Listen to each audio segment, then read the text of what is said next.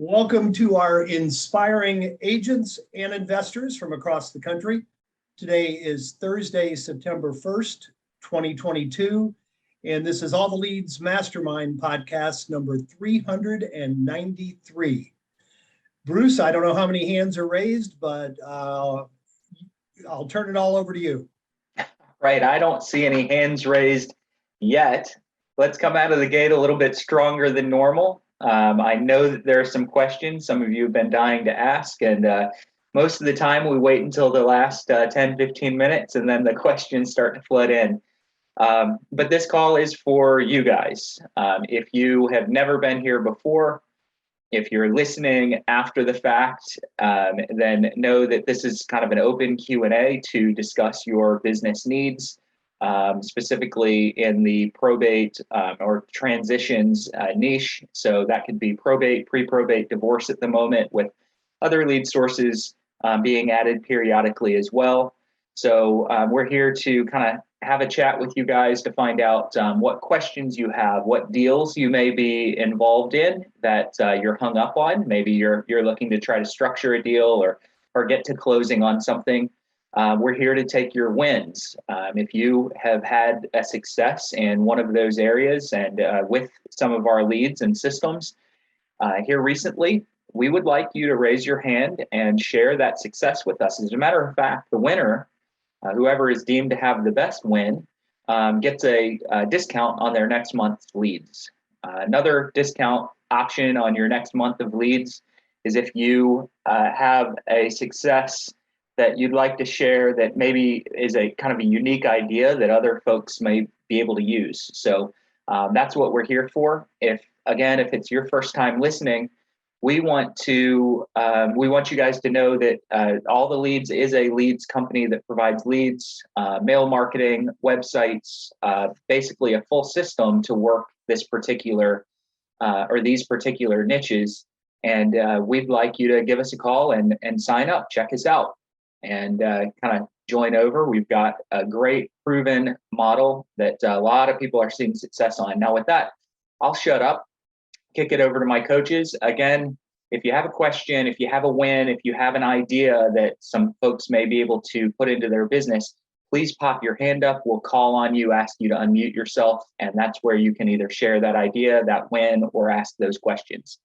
And while we're waiting, I'll go to Chuck, Jim, Tim. What do you guys have for the week?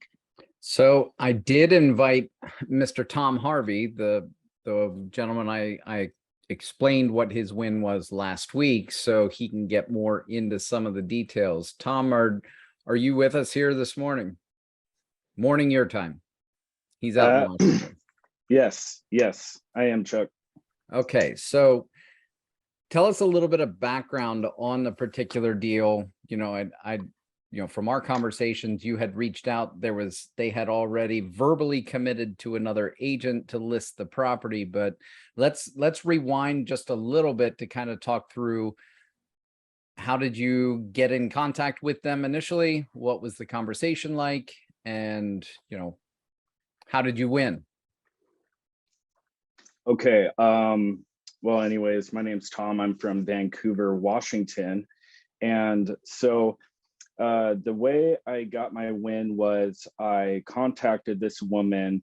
I've called her twice, left her a text. I had nothing. So I sent her, I have a postcard, and I sent her a picture of it in my email.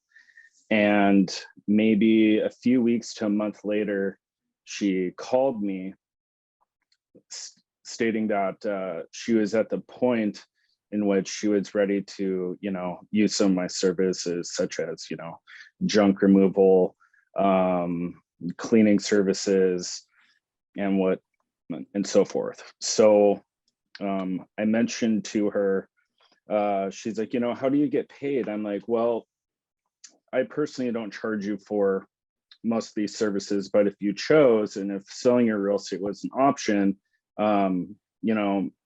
I'd be the listing broker on it, and I get paid through that like a normal transaction.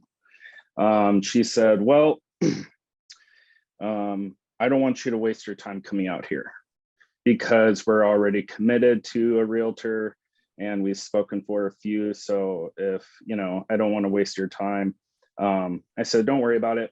I was like, if selling your real estate isn't an option, that's fine. We're here to accomplish and meet your needs. So when would it be a good time to come over, look at the property and see what needs to get rid of? And then she said, fine, come on Wednesday.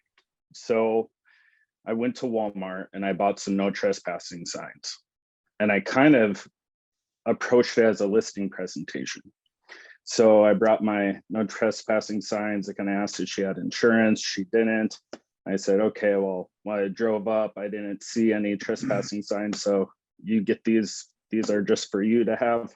And then I said, how well do you know these realtors? And her sister referred it to her. And I said, well, I just want to let you know that this is what I can offer.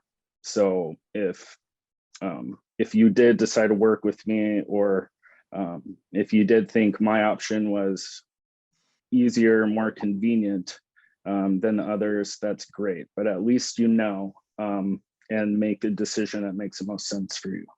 And I kind of explained to her exactly what I could do. And I did my usual listing presentation. And she bought into it. She called her sister. I spoke with her sister right there. And then we already had the listing contract on me. We talked about commission. I didn't charge them the 6% like people do here. I like to give them, it's a $800,000 property. So I did better than what the other agents did without, ripping myself off as well for the work I do. And that's kind of it. But, where it came from is that she didn't know that there's a service and a program that all of us set up and all of us provide. And that I could kind of see a sense of relief after talking to her. And I think that's what the selling point was. Her and I hit it off. We had a lot of stuff in common. And then I had an answer for every question she had. I had a solution. So she was on board, but the rest of the family had to get on board. And I don't think the sister really cared. She's like, whatever, if you like this guy, let's go. I don't want to talk about it. Who cares, So I protected her assets. I referred two insurance agents to her, brought her no trespassing signs. I referred 3 junk haulers. I referred cleaning services to her. I ran a home value report for her, and kind of told her what that process would look like and how easy, I can make it for her. So she can spend time with family, and she can, not have to come to the property and be triggered every time she sees her parents' stuff. So yeah, that's my win. It's my first time really locking it down like that. But I didn't let we're already working for a realtor. I went in there like a typical listing presentation. So that's how I got it. Fantastic. Kudos, brother. We see our marketing have their sign up. ATL Marketing raised their hand. Did you want to say something? No, that she clapped. Oh, I thought that was raising the hand. Sorry. It was my applause emoji. I gotcha. It looks similar to raising your hand. You need new glasses. Yeah. Yes. One other question, Tom. How old was the lead? I mean, was it a fresh, you had called, left 2 messages. I know you said it took some time because you said you sent them an email, correct? And was that an email that you got provided on your leads list? Tom? Yeah, we may need to, I'm going to ask you to unmute again. There you go, Tom. Okay. Can you ask that one more time, Chuck? Sorry. So how long from the time that they showed up on your list, right? You said you called twice and you sent an email. So how long was it from the time that they were on the list till you were standing there at the property with them? And was the email address something you found, or was that provided on the lead list? Everything provided on the lead list. Sometimes I'll use Mojo Dialer to help skip trace and everything, but all the leads is That's how I got it, and it was maybe a month. And something I have, you know, there's so many people that we reach out to, and a lot of the time I don't get I just get a voicemail, or I don't get a call back. And then when they do call, I say, Judy,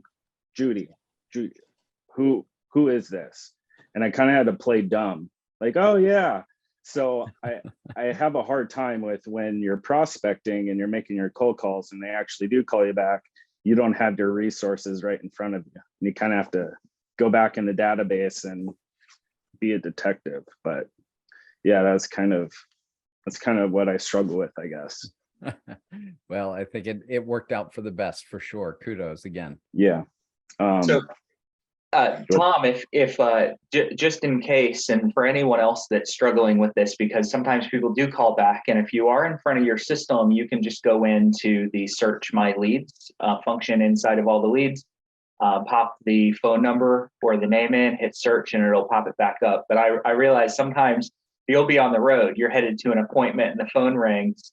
And it's like, oh, now I really have to play dumb. Hey, refresh my memory really quickly. I called a couple of people today, or I called a couple of people last week. Tell me about your situation, and tell me about that directive.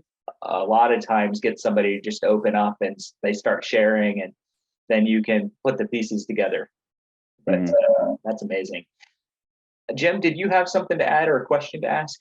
Yeah, I just wanted to comment. We always talk about the importance of layering one type of marketing on top of another. Don't just do the calls, do your phone call, add them with, don't just send the mail, do your phone calls.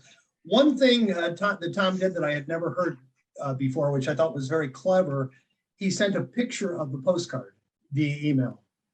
And it occurred to me that you could also text a picture of your mail piece. After you send out a couple mails, if they got a dozen, 20 other mail pieces, and all of a sudden you text or email them, hey, I've been trying to contact you, here's my mail piece.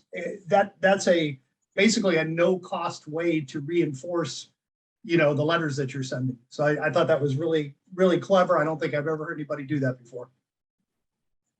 I know I've never heard anyone do that before either. So great job. Good idea. That might be up for idea of the week too. Right. And Good. one other thing, yeah, go ahead. When we're done with him, Bruce, I was trying to direct. Stephen is asking exactly how the program works. He doesn't, he was introduced by another agent. I wanted to ask Stephen if he could just send an email to support@alltheleads.com. Someone will call you back. One of us will call you back right after the call and kind of walk you through the whole system. I was trying to direct message him, and I think I messaged Cindy instead. So disregard Cindy. Stephen, send an email to support@alltheleads.com, please, and we'll call you shortly. And then we'll give a little bit of an overview on that over the call as well. The support at all the leads, they're going to be able to kind of break down more detail than we'll go in on this. But for anyone that does want to know, little teaser for a little bit later in the call, we'll go over the program just a smidge for those that have never worked probate, want to know a little bit about us. Now, in the meantime, Scott, you had a what not to do last week. I don't know if that's what your hand is raised about, but let's go ahead and call on Scott here for a moment. You're unmuted. Go ahead. Well, yeah, I was going to comment on Tom's win and maybe a suggestion on the referrals that you gave out to the whatever cleaning people, estate people, those referrals. I had one go south because I referred an estate company out there. They weren't a good fit. And then I never got my follow-up appointment for the listing because she'd already agreed and was like moving forward with me. Meet with your vendors first, build a relationship and a trust. And when they set that appointment, you need to be there. That's really important, I think, because I just went on another one with the same situation, but I met the person. We were all on the same page because when I let that estate company I set the appointment, but I didn't go and I wasn't there. It went south and I never even got a second opportunity. And one of them was one I didn't get that I thought I was in the running for was 1 million+ listing. So, that's some of the other reasons I was talking to about what not to do. But Yeah. that's not the story I have. But that's, in my opinion, you have to be with your vendors when they go out, because then everybody's on the same page. You can make sure they're doing what you want them to do in front of the client and all that stuff. So that's just my 2 cents. It's burned me in the past. So. And Scott, to that point, I mean, one of the things that I focus on in my specific business is I'm meeting them and I'm cultivating that relationship on an ongoing basis. They know for my estate solutions company, this is the expectation, right? For them to be that type of referral partner. It's very, very clearly stated that we are a solutions team, and now you are joining the team. So there's ways to handle that initial conversation. Say, hey, look, I'm the team leader here, and yes, I'm the real estate specialist as well, but here's how this is going to go. I'm the point of contact, and they will, they'll get connected via me. So, Yep. yeah, absolutely. Nurturing those relationships are super important. And I mean, when I tell them what I'm doing and I'm trying to build estate people and, people that help people get rid of, like, emotionally the hoarders that need to get rid of stuff and realize it's not worth $1,000, it's junk or whatever. And, you have to build a relationship with those people first. And I've tried to meet with them for coffee and tell them where what my goals are for the company and how it works and stuff. Now they have their own opinions because they do it all day long and that's how they work. And some of them are very strict about how they work. They won't go do an estate sale unless the house is vacant and it's ready to go and all that. And you just have to decide which one's a good fit for that particular client. But yeah, you have to definitely meet with them first and build that, because then you'll get more referrals back as well. But anyway, I just had a couple things bite me in the butt by not being there. So this one the other day, I made sure I was there, and I told her beforehand what the situation was, so she kind of understood, because I hadn't met her, but it was a referral, but I met her out there and it went fine. So anyway, back to the story of what not to do.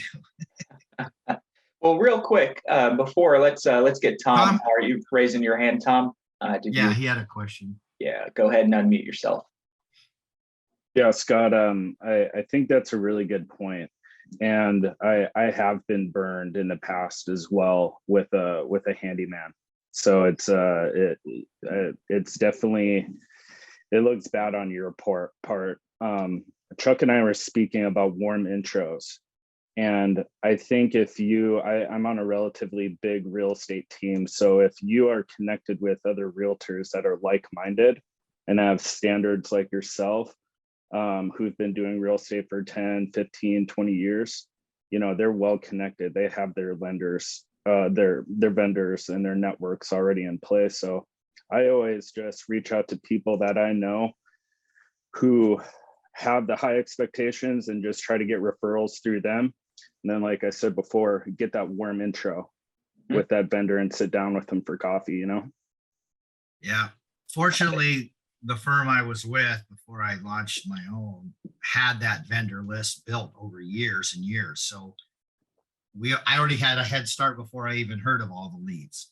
I already had electricians and movers and shakers, and I've added to them, of course, but yeah.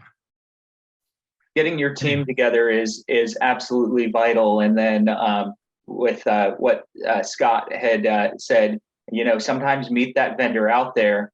I'm a big believer in kind of the who, not how approach, and being able to have someone on your team that heads up some of that coordination. And anyone that's ever done a deal with me knows that that's either my concierge or my wife. Two separate people, they both act the same way. There's always one person that makes the promises and normally someone else on the back end that fulfills the promises. And if you're a promiser and you're constantly going out, meeting new people, you're a networker, you're the extrovert, you've got to have someone who can help fulfill those promises, be it a concierge that's meeting the vendors at the house, overseeing the jobs, or a business partner, maybe an agent on your team. If you're really good at those things, keep doing it, but do try to have someone meet the vendor at the house and oversee and make sure that that job is going to your expectation. There is no easier way to burn a good relationship than send someone out that blows them off, that is rude, is distracted and scattered. So being able to have someone that you trust or yourself meet those vendors at the house is absolutely vital. But that's all. That was just my 2 cents. Sometimes you don't always have to be the person that goes out to the house to meet your vendors and oversee the jobs, because hopefully you are too busy for that. That's our goal, is to make sure that you're too busy to go oversee every single little project. So if you are, and you get to that point, put a team together of people you trust, someone on your team or a concierge that can monitor and watch those relationships as they unfold on the promises that you've made. Perfect. All right, Scott. So last week we kind of ended with we ended with John talking about how to build relationships with attorneys, and Jim had mentioned that you had a few ways not to build relationships with attorneys. So quickly run over that, and I've got 4 or 5 chats that I have to answer and a few other hands raised. So you could touch on that here really quickly. I'm sure we're all waiting with bated breath, and most of us have been waiting for a week. So go ahead, man. Well, this was a direct letter campaign that I did that was just trying to look for property for a client. It wasn't a probate lead or anything, but it ended up being a probate lead. And the lady was just like, frantic. And we met and she told me her side of the story, which I believed. But what had happened was, her father had passed. There was a home that her son was living in, but she had given up the right to be the personal representative because she maybe just felt like it wasn't good for her or whatever. So she passed it on to her son, who was actually living in the house.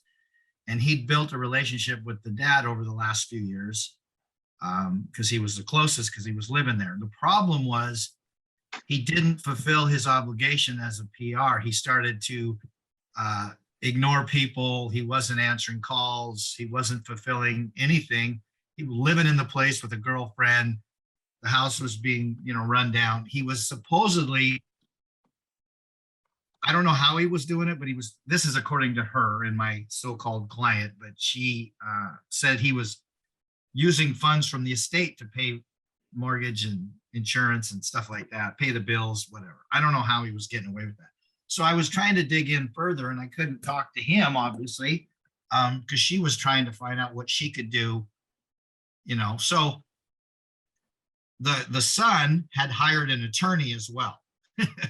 So it was almost like they were battling each other, and the son, who was in the house, was trying to find out how he could stay as long as he could possibly, because obviously he was going to have to leave if they were going to sell it. Well, I found out who the attorney was, and I just used the attorney as a new attorney, like I was trying to network to build my business.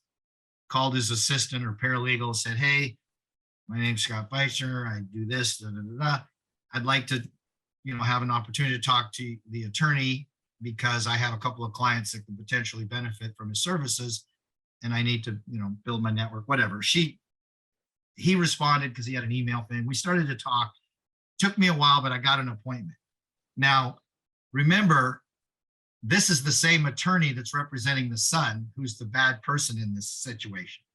And I'm in there talking to him about my client, who's also connected to the same case. So it's a conflict of interest, number one. 2, there's attorney-client privilege. And I took advantage of it because I found out all I could about the situation, pretending it was another client that I had. And everything was going smoothly because the guy was slamming his attorney. Well, his attorney was him. He was telling him how he shouldn't do this and how this is wrong and whatever. So the guy's like telling me what this lady should do and get another attorney and whatever. And I'm thinking to myself, yeah, well, you're the attorney she's talking about. Well, if I would have left it at that, it would have been fine. I would have had a new attorney to network with, to bring business to, whatever. But I didn't stop talking. And my honest my honest self doesn't like being sneaky, and although I already was, because I was in there getting all the information about this situation, not knowing it was his client that he's representing. But then I opened my mouth and said, I have to be honest, this particular client is also, tied to a client you're representing. And it immediately ended in a way that he looked like he was about ready to swallow his tongue or something. I could just see his face get red and get mad. And he threatened to, report me to the MLS and all these other things. And then he said something about this lady I'm talking about representing, she's crazy, and she probably didn't tell you about the letter I sent her the other day, and I'm like, this is blowing up right in front of me. And I tried to leave in a apologetic way, but he had nothing to do with me. And I was afraid that he was going to tell a bunch of attorneys and say, if this guy ever calls you, he's a lying snake, so don't do that is what I'm trying to do. Limited information sometimes, right? Yeah, I didn't have the other side of the story. I only listened to her, and she seemed honest and distraught and everything, because she was out of money, running in some situations, living with somebody. I mean, it was just not a good situation, and she wanted, we could have updated the house and sold it for 900 grand probably, and that was the goal, because I told her about my concierge and my contractor, update it, make it beautiful to make more money, and that was the plan. Yeah. But so your story reminds me a lot of a particular situation. We don't always know the whole story, guys. You open a conversation up with a prospect, and they tell you all the bad stuff about their attorney. They tell you all the bad information about their family and the other heirs.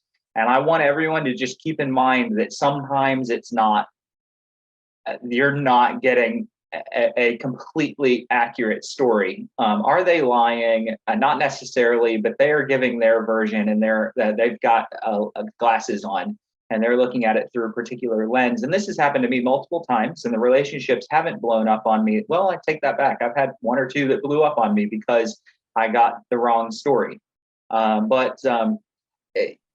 The best thing that you can do when you get someone that's venting about the attorney, venting about a family member, venting about anyone, and claiming that they're just out for the money, or they're involved in fraud or different things like that, the best thing you can do is be empathetic, kind of stay as much on their side as possible, but just keep in mind that the other party may not be at fault. The other party could be the person that has it all together. So don't ever allow those stories to completely skew your perception of the other parties that are involved. And Scott, you did not do that. You just talked a little bit too much. That was it. But the temptation sometimes, we had a story a week or two ago where one of the family members had potentially forged a deed. And we don't know that that's accurate. That is what one relative had portrayed to the agent. It could be totally accurate. It could be completely false. So go with the information that you've received. Be empathetic to the person that's looking at the situation with that lens, but just recognize that there's often other sides to that story. And I think we all know that, but keep that in mind as you're going about certain deals with hair on them, specifically hair on them with regard to family relationships and dynamics. All right. Scott, you reminded me of that old axiom, when you think the sale is made, quit selling, shut up. Sometimes it's better just to say nothing and schedule the appointment. But hey, we've all done it hundreds of times, and that's how we learn. So thanks for sharing. So before I go to the next person, I just wanted to let Aki, Audra, and Heather know that have chatted questions in on YouTube Live and Facebook Live that we are going to answer your questions. Before yours came in, I believe Linda's hand went up. So I would like to go to Linda here really quickly and get your question or win, if you would unmute yourself. What's up? Hey, I just wanted to follow up on Tom's experience. I've began with all the leads in April, and I've been sending my letters and making my calls. I had to get out of my own way in making the calls. First couple of times I was called an ambulance chaser. It kind of threw me a little bit, but I've gotten much better at it. And I've been seeing that I spoke with one woman who said, "Oh, I didn't read your letter. I wish I knew about your services. I just signed a listing contract with someone." So I'm like, oh, bummer. But I kept looking for the listing to come online. And after a month and a half, it still hadn't. So I called her back and said, "Hey, I think I have a buyer in your area, but I haven't seen your listing come on. Is there a problem?" She said, no, my uncle was a hoarder. We're just cleaning it up. But you know what? I think I'd really like to sell my own place and buy and downsize into a condo. And you do that, right? Can you help me with that? So I was able to get a listing contract from the PR a month and a half into it, even though I didn't get the decedent's property. And we're going to go look for a condo prior to it in order to get her into that before she sells her property. So I was able to get 2 more deals out of a lead that I thought was dead, which I was pleasantly surprised with. Awesome. Another experience where I was calling on a Saturday morning. I reached the PR who was in from out of town. She was at her dad's place in my town, slogging through all of her dad's estate. The house wasn't listed yet. It's in no position to be listed yet, but we chatted about her challenges. And she knows I'm a realtor, but I was talking about the other services my team offered, and she had 2 smaller. Linda, did Linda freeze or did I freeze, guys? You did. She was fine. Yep. Keep She had going. some smaller problems. She had an extensive model train collection her father had that she didn't know what to do with, and she had a safety deposit box full of coins. So I found her several leads for train authorities. We have a railroad museum in our area, and I called the curator and found out some good appraisers for that.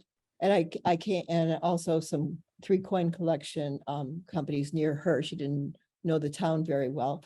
And I called her back on the day I promised, yesterday, with those leads and then with those referrals. And she said, "Thank you. You really followed through. You called back when you said you would." So I sent her it, and she sent me back an email. "When it's time to sell my property, we'll be in touch." So sometimes trying to be the resource well before the fact, or coming back and following up on leads to make sure the house hasn't expired. In our market, it's tending to expire a little bit. There's one I'm following up on where it's been on the market for 4 months. It's gone through 4 price reductions. It's not selling. I'm going to call that expired next month and see what's going on. I'm not crossing signs, but I'm kind of following up with these people who say they're listed to make sure that the property's actually before I release it.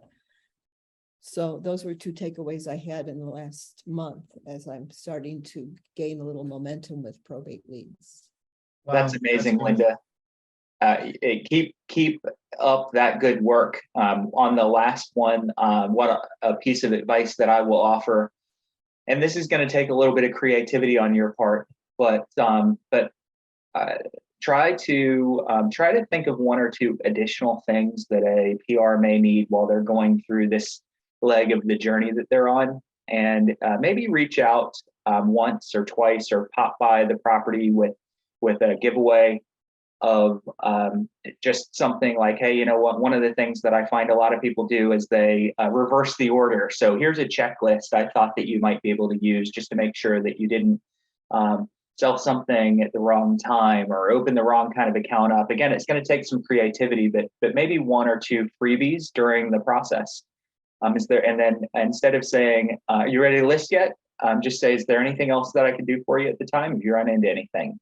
And lead heavily with value. And you've already got a huge leg up on that relationship and that listing when it comes up. Let's just lock it down with a freebie or 2 in the interim. Yep. And Linda, I was gonna, when you mentioned, hey, I actually did what I was said, she said you actually did what you said you were gonna do. I saw about 10 heads shake, Heidi right below you and a lot of other people. That really hit home because one of my original mentors told me figure out what everybody else is doing and do the opposite.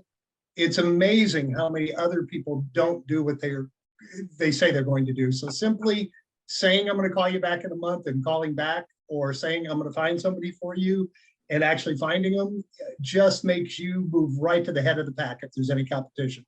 So that's so simple, but it's so important. I just wanted to drive that home. Thank you. Amazing. Thank you so much, Linda. Any coaches, anything to add before I jump to a few of the chatted in questions? Nope, just congratulations, Linda. Keep it up. Perfect. All right. So I've got a couple of questions. So I want to go to Stephen after I read these questions and answer, and then Scott again. You guys are up next, but we've got Aki who had asked, and hopefully Aki, I'm pronouncing your name correctly. I hope so. If I'm wrong, please don't hold it against me. But you asked, how do you scrub your list? All right. And there's a couple of different ways to scrub your list. I encourage a lot of people not to scrub it down too far. We've got some folks that are extremely busy and they only want to scrub it down to the absolute highest likelihood of a conversion. That's perfectly fine. So the highest likelihood of a conversion is going to be the family or the PR who is out of state. You have verified that the decedent did own property in the county. And then you reach out to those out-of-state PRs for an empty house. And that can be verified and you can scrub it down that far.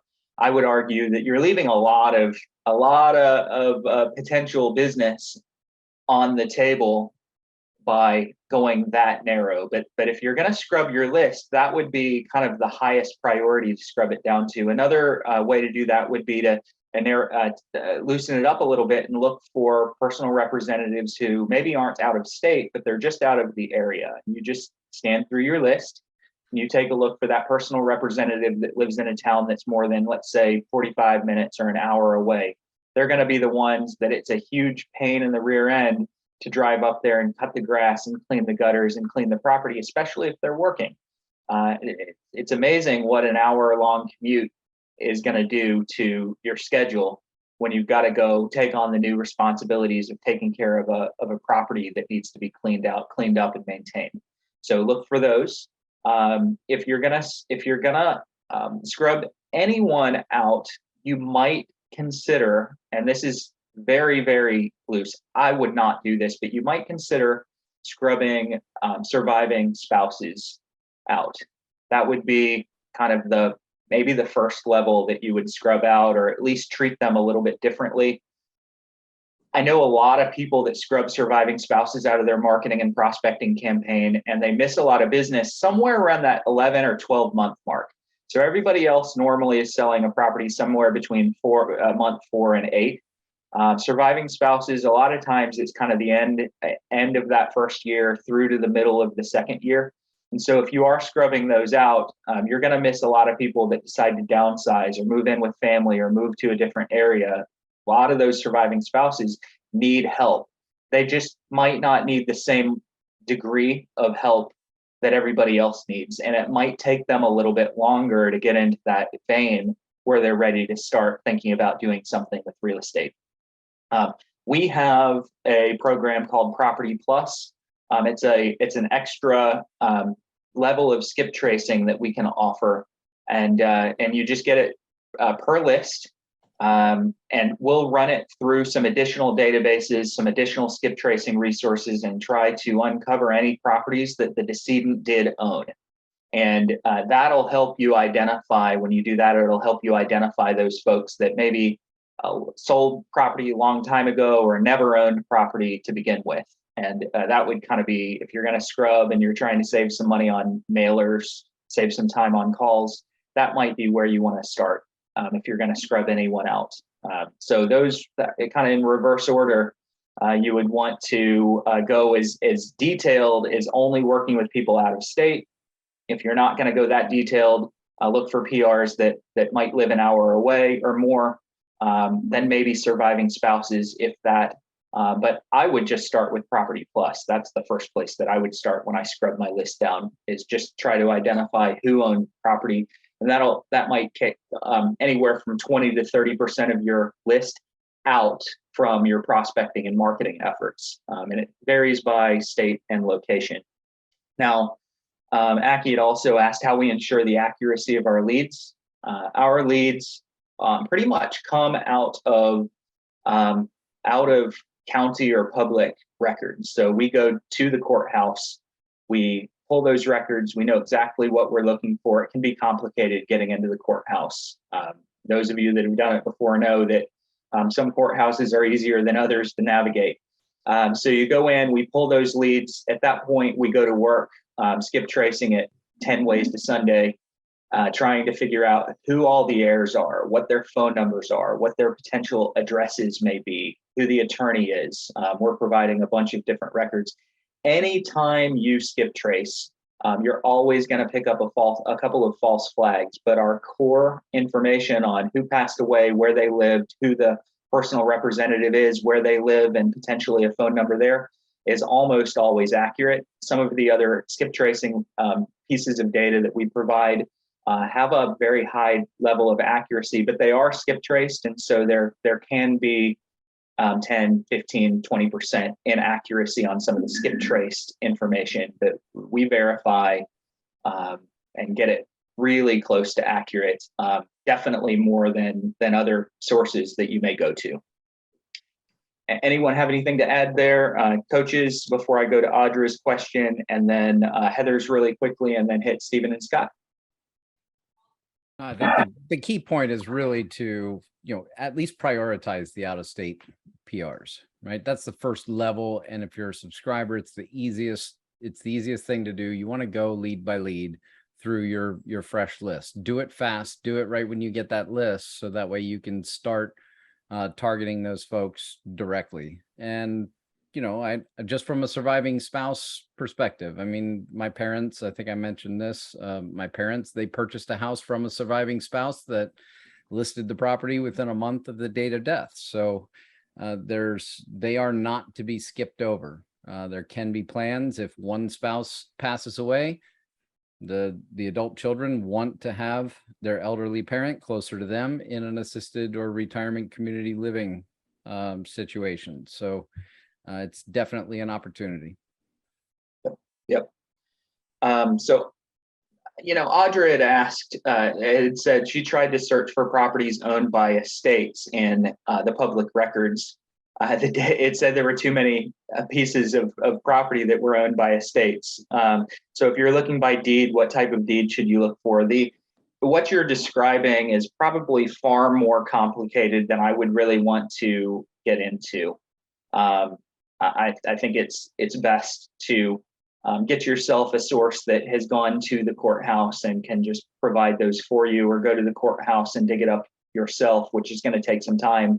Looking in public records and digging through deeds, that's going to be very complicated. Let's just say that hypothetically your area has a GIS search, so geographic information search, where you can dig through the county records, and every area may call it something a little bit different.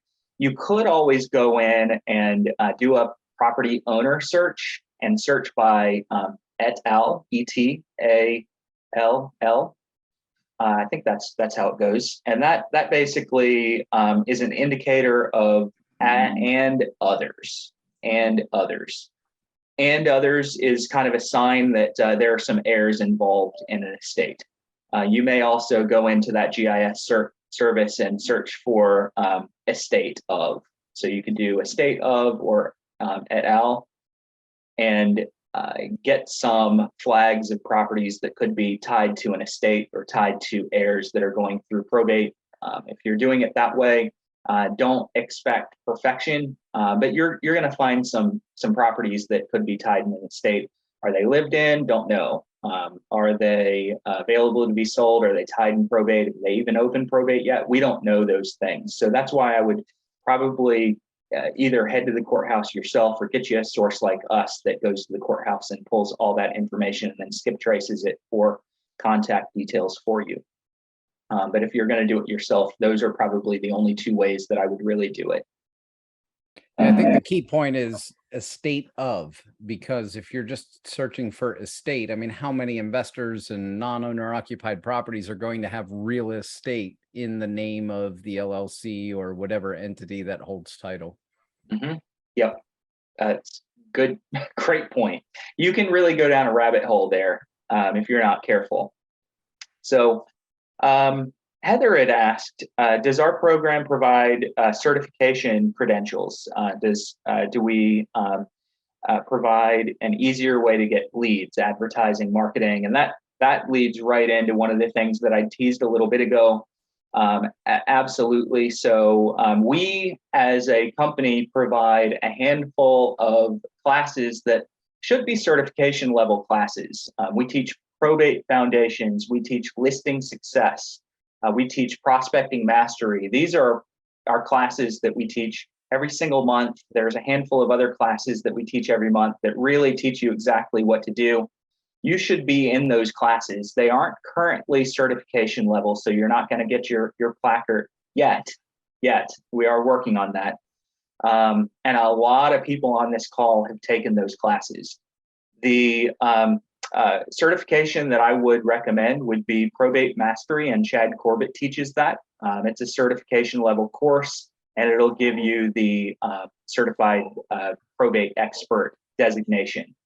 It's one that I do recommend. As far as marketing and kind of making it easier to get leads, that's what we're all about. Most lead sources, they say, hey, here's a name and number, go call them, good luck. All right, we don't do that. We give the name and number. We give a full-blown mail marketing system. So you can pick anywhere from one letter or a postcard to go to the leads that you get all the way through a full campaign. It could be 3 touches or 52 touches. It depends on you. But we can set that up for you. We can fulfill it for you. We give you the ability to build your own credibility website. We give you content to be able to produce videos on. We're really all about the system, because we know that a lot of times if we just throw leads at you, you're going to quit and may or may not have success. It depends on how much of a self-starter you are and where you're getting your education from. So we start with education, or we start with the lead, then we go to education, then we go to a mailing system, a website system, and a content system that you can use to make sure that you get the highest level of success out of the leads that you're working. So that's that kind of killed 2 birds with 1 stone. Heather, I really appreciate that question. Hopefully it helped. And we have the ability to connect on this mastermind, as well as strategy coaching calls each and every month. Strategy coaching calls, you get coaching every month with Chuck, and you get a marketing specialist that can help you implement everything. So you don't have to go figure out what to do. They just come in, they do this every single day. They make their suggestions and set it all up for you. So ultimately, this is a system that really you should be able to work for, in many cases, a few deals a month without the effort. And I've got a ton of hands up that I want to get to before we end. We'll have to go really fast, guys. But I think Jim had something to chime in as well. And I don't want to shut Chuck down either. So if you have something else to say, now's the time. No, I'm good. You're good? All right. Yep. Okay, perfect. Stephen, you've been waiting very patiently, then Scott, then White, then Ken. Let's fly. Stephen, I'm going to ask you to unmute yourself. There you go. It was in response to listening to what was said earlier about vendors and whatnot. So I may be a little bit after the fact. Long and short of it, I actually went with a stager to a home, offering it as a service if I got the listing, and offering to pay for it, which I get a bill for $350. But the long and short of it is, what I didn't do was have a good clarify with the vendor, the stager, that evidently the gentleman thought that he had to use these services to get the property sold. So another agent who they also knew swooped in, did nothing. They spent money, thousands of dollars, doing some minor work in the home to make it look nicer. but associated me with having to pay $8,000 or whatever to do some staging that wasn't really necessary. So even though I went along with the stager, and this was an absentee owner referred to me by their accountant in the state, I lost the listing because I wasn't clear as to what I was offering and services I was offering. So I have to work on that. So Stephen, I appreciate you sharing that. I'll tell you, I mentioned it last week, and I'd never mentioned it before last week, I don't believe, but when asked what one piece of advice I could give for someone getting started, and the piece of advice was go make mistakes. Go make mistakes. If you're not making mistakes, you're not learning, unless you learn from someone else's mistakes. Those are definitely a place that you should start. But otherwise, go mess up. Go lose a listing. Go lose a listing. You lose a listing, you're one step closer to not ever losing another one that way again. So Stephen, I guarantee you've made some adjustments after that. Absolutely. Thanks. Yeah. Thanks, Stephen. Appreciate it. Okay, Scott, you're up next. This could be something that we can get to later. I have a client that was renting a place for 31 years. The guy was ready to sell it, move on. He's 86. So I structured the deal. Come to find out, the owner of the property, who's had it since 1976, did it on a real estate contract. He never got a fulfillment deed and never recorded the real estate contract that it was fulfilled. He can't sell the property. All my title companies that I've used to try to figure out what to do says he's got to go through quiet title and get all this done. The guy doesn't want to spend the money because it's like 5 to 10 grand to do these kind of things. And I said, well, you're never going to be able to sell this property and go back to Minnesota. And then he's got a house to list. And I've helped him, even though I'm not the client, the seller's client, I've helped him structure this deal, even got him out of a bad deal from an investor. Anyway, is there any other way that anybody has to try to figure out how to get this guy on title without doing quiet title? That's all. I've used 2 title reps that are experienced, and that's what they're suggesting and the only way. So it may be the only way, and I got to convince this seller to go through that process. It's unfortunate he's been paying taxes for 40 some years. You know, he owns it. He paid it off, but he can't prove it. Gotcha. I'm going to kick to my other coaches and admit I was chatting with a direct message that had come in. So I was being a bad listener. I caught about 75% of that. Josh, do you have anything? Jim? I Yeah, don't Scott. have any. I don't have anything other than the title company would be my go-to. Jim? Yeah, my sister owns a title company for 40 years. I've run into that a couple of times. There's no short way around it that I'm aware of. Of course, one thing that did occur to me, if there's equity in the property, find an investor who would pay to quiet the title. You know what I mean? If he's getting a good enough deal, find an investor who would come out of pocket, But my client is the tenant and he wants to buy it. So I don't want to kick my tenant out of there. He's rented it for 30 some years for like 750. Now he just raised his rent a couple $100 to help pay for this quiet title. But then, somebody chimed into his ear and said, oh, you don't have to do that. We can do that. I'm like, who are you talking to now? And this person hasn't done squat in a month. So, I'm assuming there's significant equity in the property. oh, it's paid off. Then I guess the same concept might apply. Say to the seller, hey, the tenant will pay to quiet the title. If the tenant's got to spend 10 grand, give them 20,000 off on the house. Make it a win-win for everybody. Well, that's a great suggestion, because my guy has 150K in the bank to put down on this piece of crap house. So let's rewrite the deal for lower, but Tommy, go after this. You'll own it in 3 months. There you go. Thank you. That's why I threw it out here. You guys are good. You're very welcome. Awesome. And John, I don't know if we're going to have time to get to John Cooper, but he's been chatting some advice on that particular one. John, pop your hand up. If we can't get to you, I'm going to apologize for asking you to raise your hand, but I think you have some good advice. White Simpson, go ahead and unmute yourself, please. Can you hear me, Bruce? Yep. Hey, I'm going to back out because mine was pretty much like his. and I'll call you and talk Okay. just a few minutes about it, and we're good though. Thank you. Sounds good. Thanks, Okay. White. All right. Ken Bloomberg, what do you got, man? Go ahead and unmute yourself.